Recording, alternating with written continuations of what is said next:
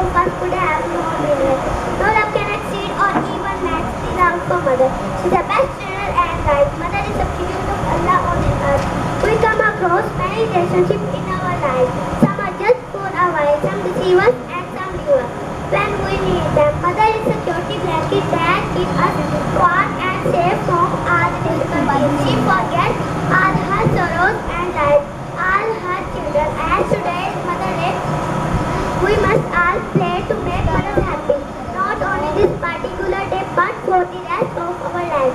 In the end, I would like to wish